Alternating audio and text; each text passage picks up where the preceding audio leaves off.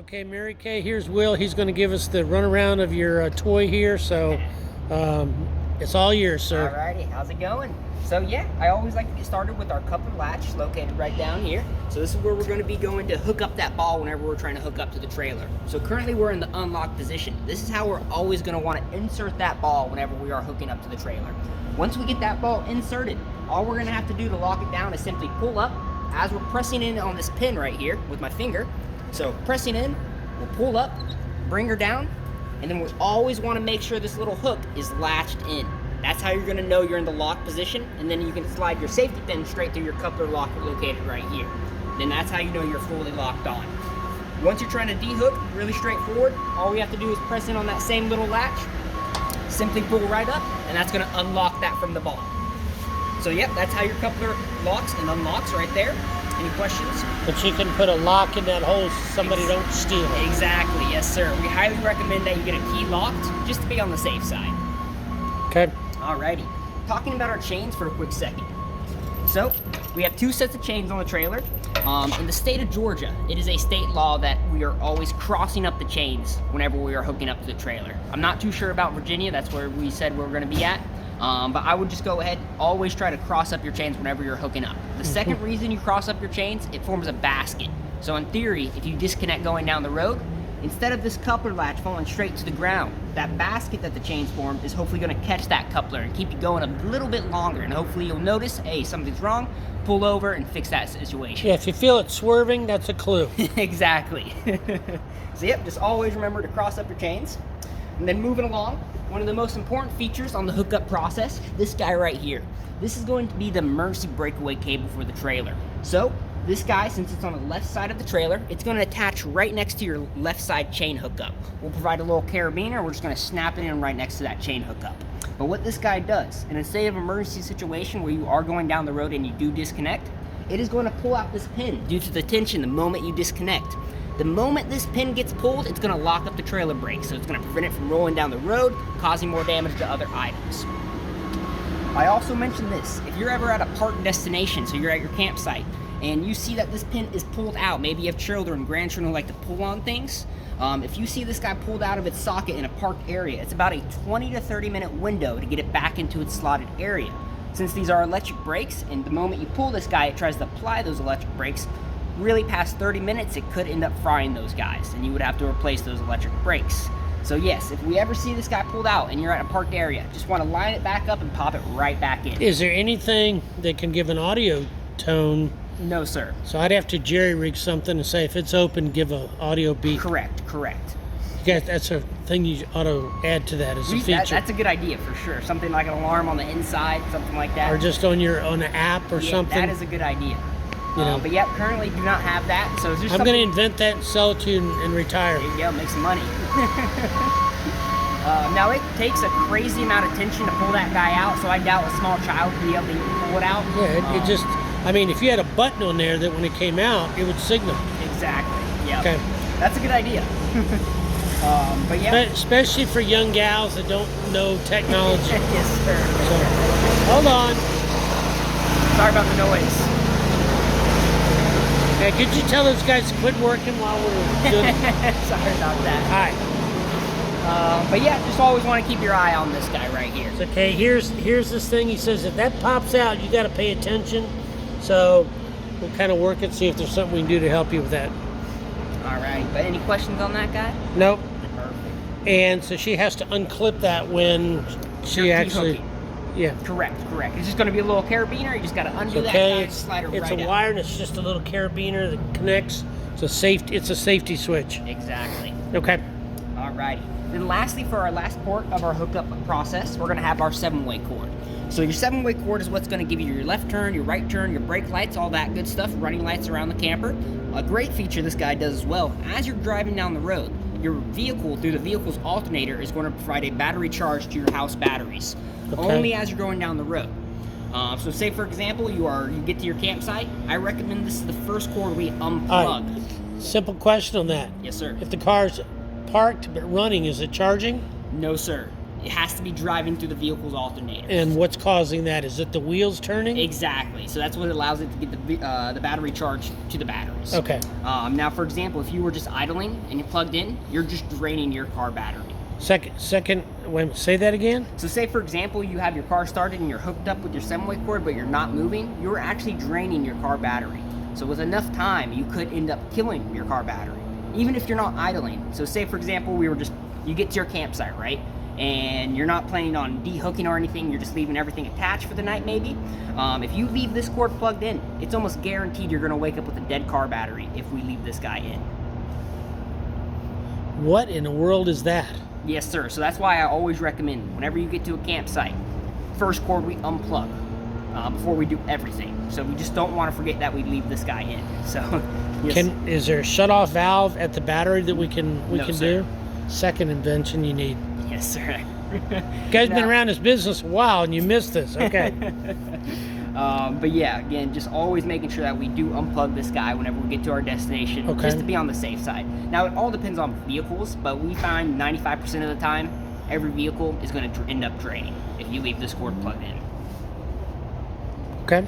Alrighty, any questions on this guy? Mary Kay, so that means you better put a sticker in your brain Unplug. that every time you park this thing, unplug it, disconnect it all at once. Yes, sir. So, tip. Okay. Alrighty. There's your vehicle right here. Now, how long will this battery keep running? So it all depends. So say, for example, you're running that refrigerator on the inside. Right? Thanks, Christian. You would get about 6 to 8 hours off that refrigerator consistently running. And by that time, that would end up killing that battery. Can I put a second battery in series? Yes, sir. 100% you can. Okay. I believe so. You would have to do a little bit of modifications. You probably can get one mounted right here. Oh, yeah, This is yeah. usually where LP tanks would go, so I would imagine you could do that right here. I can just put a metal plate there and put two batteries and put them in Oh, series. yes. You could have 3 right here if you wanted to. Okay, I'll have a question for you because anyway, I'll get to that, but go ahead. Gotcha. Alrighty. Talking about your front jack. Tell me about 12 volt Correct. So this is amps. So this is a 100 amp hour battery. Okay. It's a brand new battery, a deep cycle marine battery, same type of battery that a boat would use if you're familiar with boats at all. Sure. You want to take a look at it real quickly? Yeah, open it up for her, please. Yes, sir. Show her how to open it. So we can undo our battery strap. And unstrap it, Kay.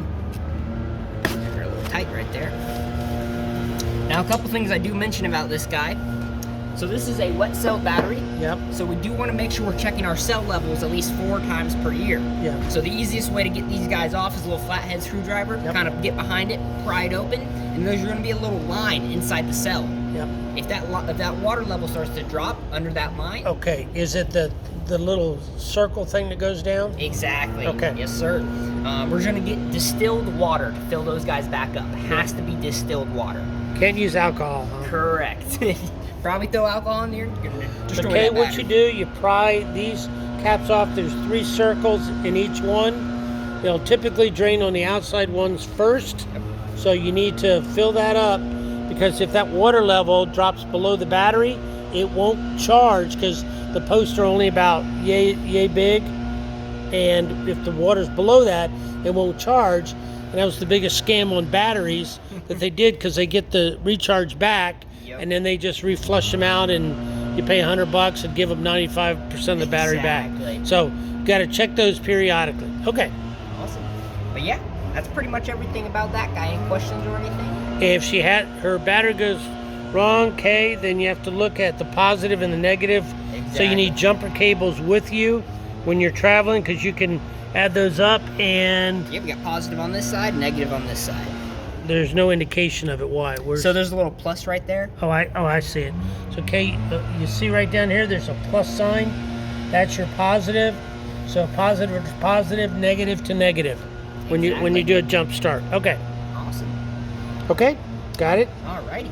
So moving along, not too much else in this front area right here. We do have a little wheel. I will say, when you put this wheel on that front jack right down here, it makes your life 10 times easier when it comes to parking this guy. When I get the wheel on and we fully close it down, I'm not that big of a guy. I can push this trailer around and maneuver it by myself super easily. Yeah. So if you have a tight spot you ever have to back up into, I would recommend just throwing the wheel on and simply pushing it. Like for example, if we didn't want to even back up your trailer, we could throw that wheel on and simply drag it over to the ball. Okay. So it makes life 10 times easier when it comes to the hookup process and maneuvering around. Okay. Alrighty. Now, another dumb question. You have live wires sitting here. Yes, sir. Why do you have exposed wires that rats can eat nibble on those? So that is a good question, honestly. I mean, you have the coverage right here on the black. See that? Yep, so we have wires feeding up in there. Why do you not have that on your power cable? So that is how they do it from factory. So that is a good question. That's not how we run the wire here. All right, Mary Kay, I might take those tie wraps off and get some of those and strap them on for you. Gotcha. I mean, I could also, after this orientation, I can go see if that's something they want to do for you. I just have to talk to my manager. Okay. Because that's one of her concerns is mice eating into the wires. Totally get that. And with these exposed wires, that's a problem. Yes, sir. She knows that, I know that. My trailer gets eaten all the effing time, and then you got to splice that stuff. Then you got to disconnect it, and there's a whole thing for a young gal. I mean, for a gal that's not. 100% understand. You guys got to learn how to build these things. Like I said, from factory, that's how it The goes. factory needs to fix it. Okay. Do you have any of this coverage, or do I need to go buy that? So that, I would have to ask my parts people Okay. about that. All right, that's I would fine. assume we have some wire loom in here. Okay. I would just have to double check. Okay. All right. Got it. So we're done with the front. How about the kickstands? Yeah, so if we want to, I can grab our jack stand, our jack crank. Okay. It's going to be located in this compartment. Now, of course, you can store your items wherever you would like to. Sure. But yeah, just a little demonstration on these guys. Also, a little trick. This is a 3/4 socket. Okay. So if you don't want to manually actually crank them up and down, little chuck Get drill, a drill. 3/4 socket, will do the trick. Okay.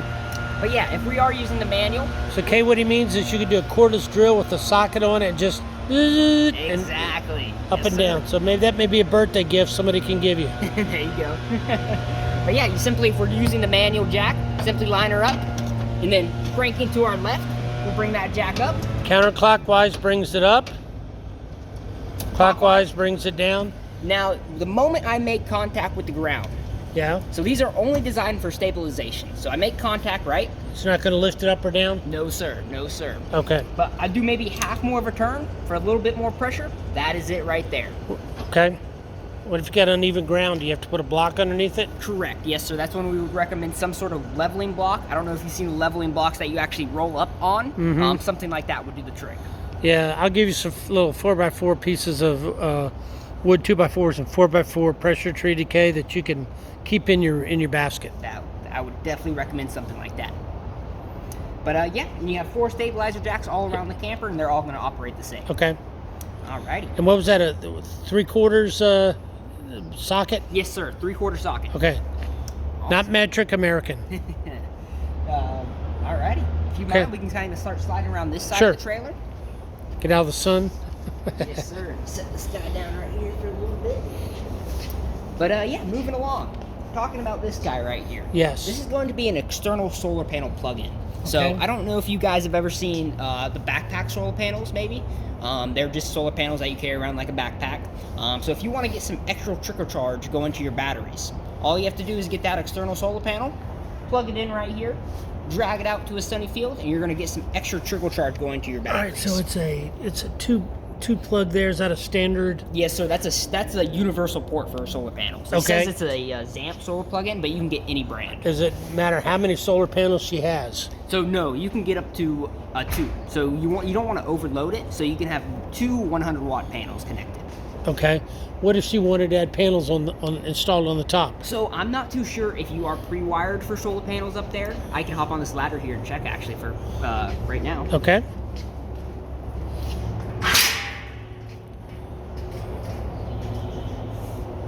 Yeah, so I'm not seeing any pre-wire hookups.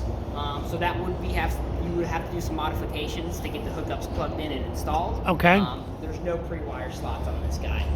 So that just charges the battery, and can she, during the day, if she's running the refrigerator or the air conditioning, can the solar panel run and not use the battery, just run it straight off the... So no, sir. This port is only designed to trickle charge your batteries.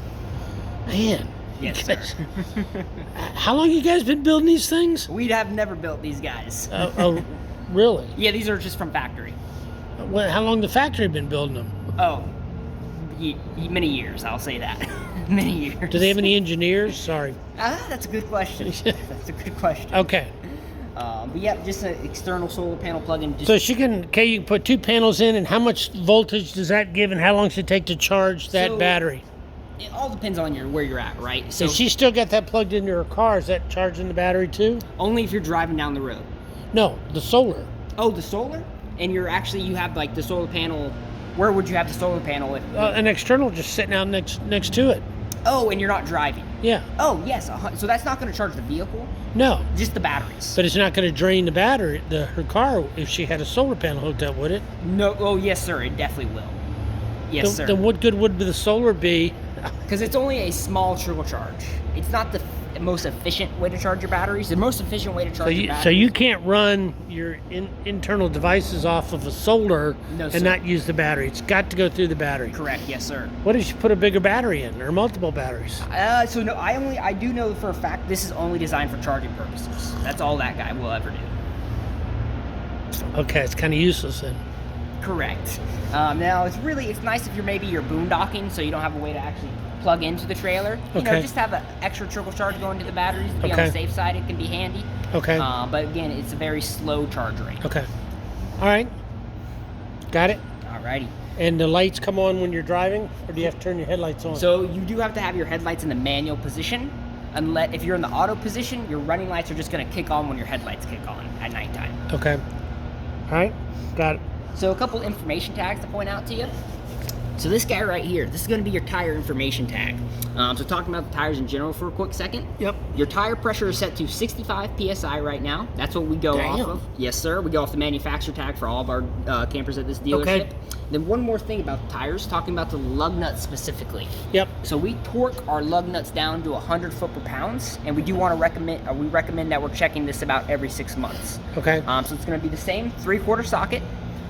Get you a little torque wrench, set that guy to 100, and then cranking down in a star-shaped pattern about every 6 months. Yeah. Every now and then, Kay, you may want to take it in and do it, or have Jim get a torque wrench. Yeah, most dealerships don't even charge for that kind of thing. Okay. Like if you were to ask us to do it, we would just check it for you. Okay. But She's in Sperryville, Virginia. gotcha. Yep. Or you would have delivered it up there. Yes, sir. Okay, so, what he's talking about is the lug nuts on the tire here. You've got this series of them. They recommend torquing them down, but that's pretty rare that you have to do that, especially on a trailer. Okay, let's talk about the electricity. Is it standard 120 outlet, or what is that, 220? So this is a 30 amp plug-in. Okay. So talking about your power cord, so this is your cord. Can you plug it in from a house outlet? So with an adapter, yes, but you would have to get that dog bone adapter. So Okay. we're plugged into a 30 amp connection right here, and now there are 3 items that you have to be plugged in for to get running on the inside of the trailer.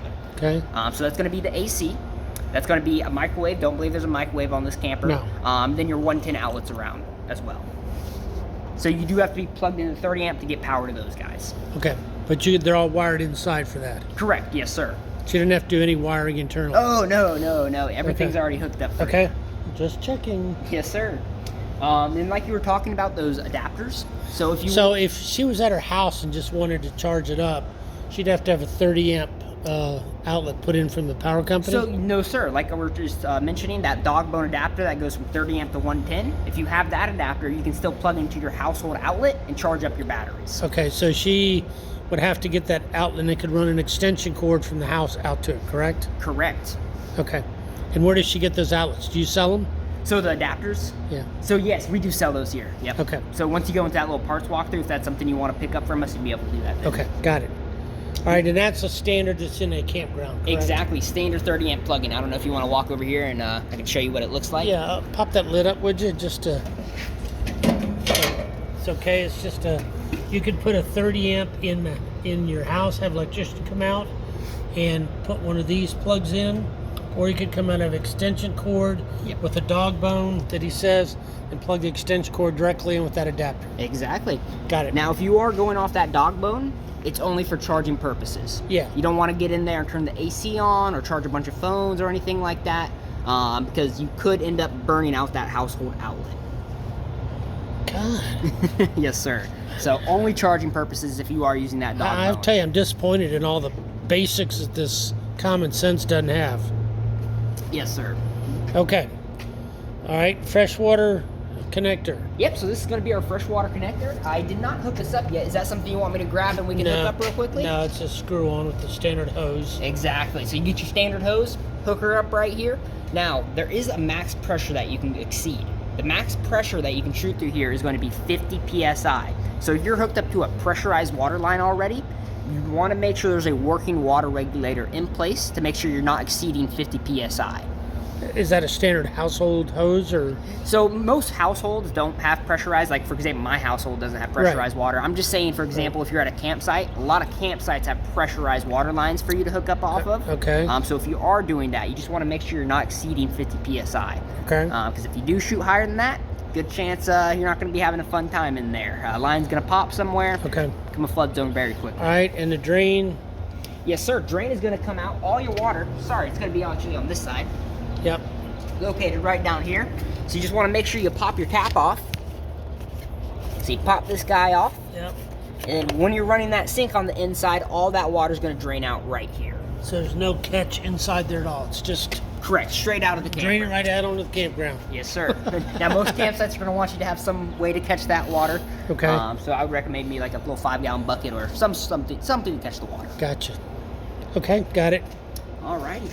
But yeah, I will say that's pretty much everything on this side. I did want to mention this real quickly. Yeah. This is just a service access vent to the backside of your refrigerator. Okay. So nothing you actually have to mess with right here. This is just designed for service purposes. So if you did have an issue with the fridge in the future, you could pull up to a dealership. They can just Could pop she these put a tabs off. separate battery just for the refrigerator to keep it going? So I don't believe so, no sir. Now you might be able to. You would have to pull the refrigerator and de-hook it from your front battery because it's a 12-volt refrigerator. So it's just hooked up to your batteries right Okay.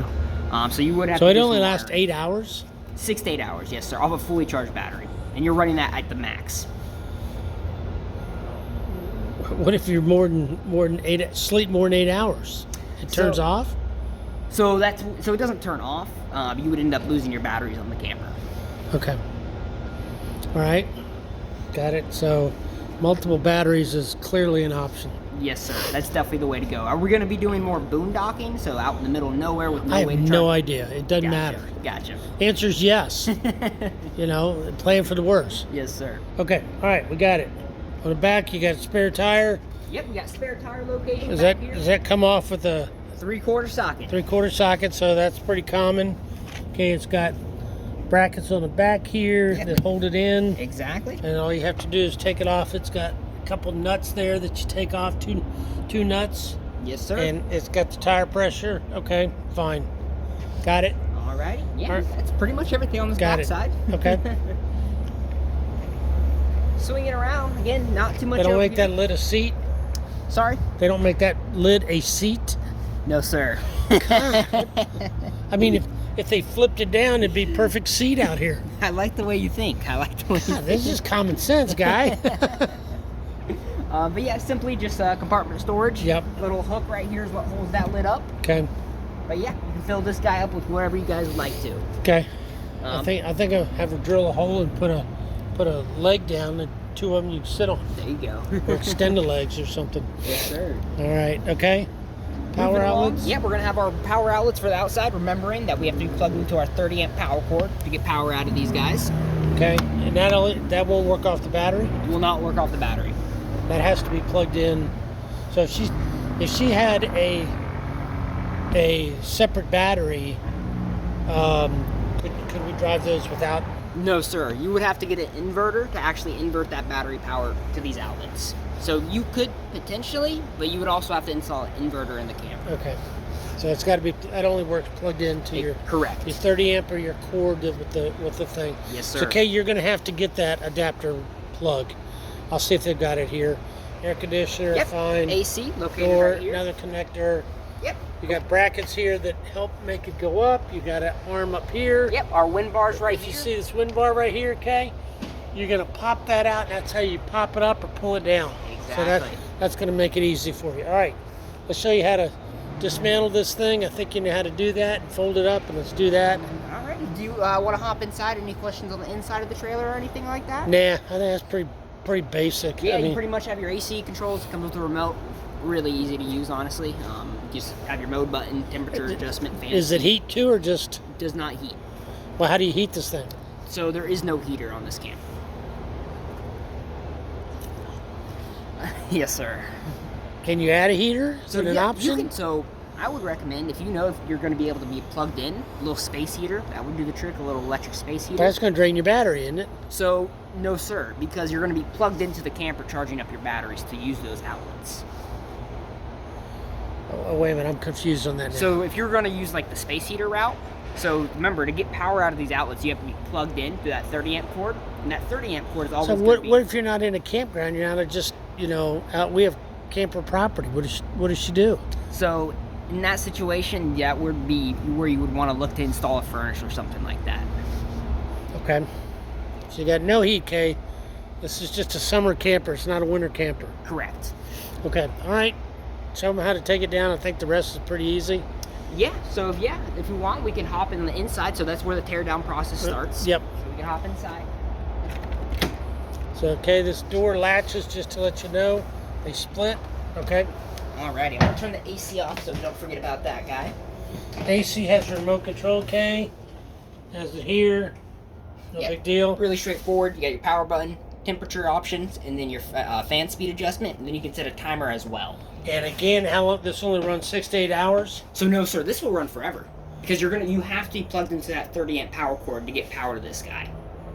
I thought you said it ran off the battery and would drain it. So your refrigerator runs off your battery. Oh crap! Yes, sir. So unless you're in a FYI, in case you're not in a camper thing, you can't have AC. Correct. So you're. She was talking about. I got a question for you that I'll ask in a minute. Yeah. She's trying to buy this battery backup unit. Okay. That could it run off of that? No, sir. So if you had a generator, that would do it. Okay, you might want to turn this thing back in. I'm telling you, I'm not impressed. Okay, go ahead. Keep going. All right. Now you do have a 12-volt vent fan right up here, which is great for ventilation, and this runs straight off your battery as well. So you got the fan, K, and the refrigerator. The only thing that will drain your battery. Correct. You can't use the AC or your outlet except for unless it's plugged into that 30 amp power that 30 amp power cord or into your electrical outlet somewhere with an adapter, which obviously you're going to need. Okay. Correct.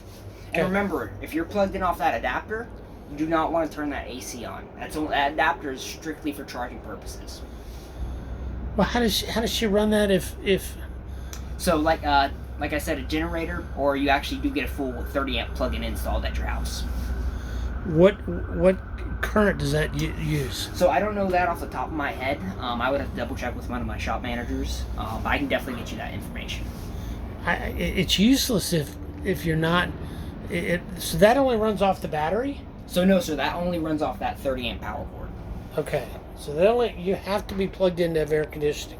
Correct. You can't even plug into an extension cord No, and sir. run it. Now, in theory, you could turn it off that extension cord, but you're at high risk of blowing that outlet at the household.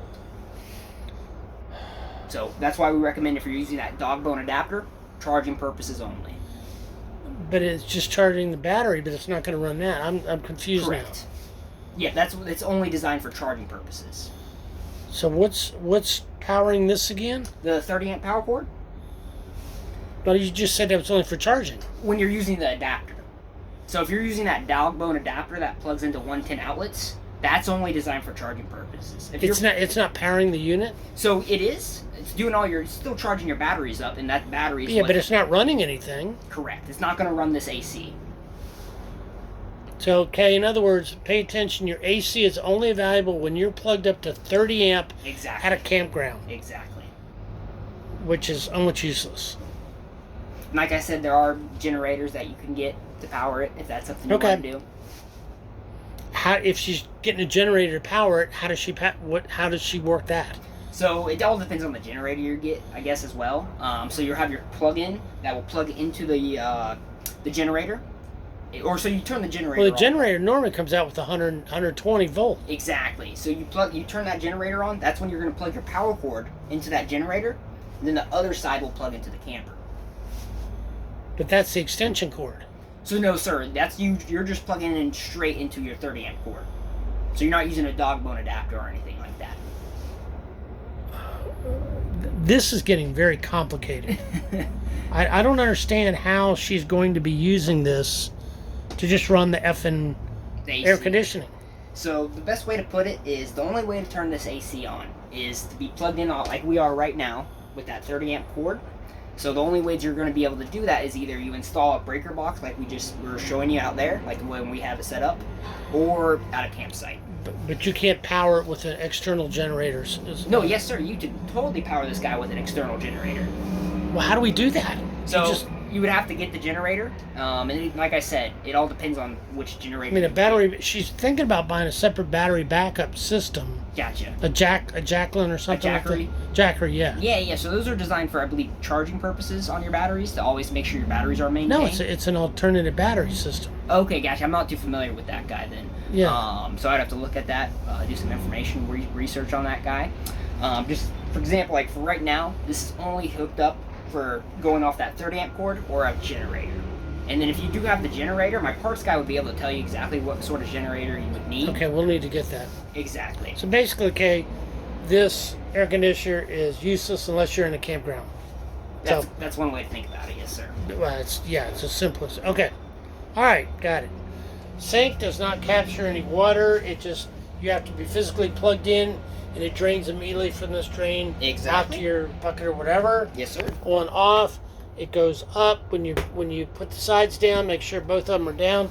I assume that's closed. Yes sir. That is in the closed position. You open it up just like that to run that water. And that's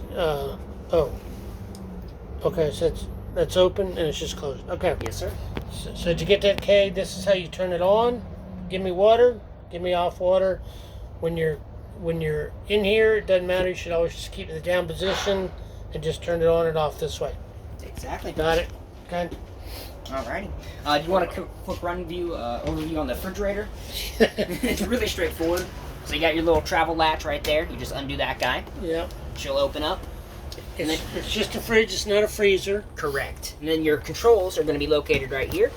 Okay. So 7 with that little arrow right there pointing towards it, that's going to indicate, so 7 is going to be the coldest that the fridge will get down to. Okay. I do tell people it's kind of up to you guys to play around with it, because maybe 7 is just too cold for the items. What's the capacity of this, do you know? So, talking about how much you can put in there, like weight-wise? Yeah. Well, no. What's the size of it? Is it I'm 2 cubic feet or? Correct. It's around that area. I know. Okay. I don't want to misinform you. I don't know the exact number, but that is the good estimation right there. And I can get that number for you if you need it. All right. So this drains your battery and it lasts six to 8 hours. So figure 5 hours. Correct. That's a good way to think about it. As soon as your battery dies, you're dead. Okay.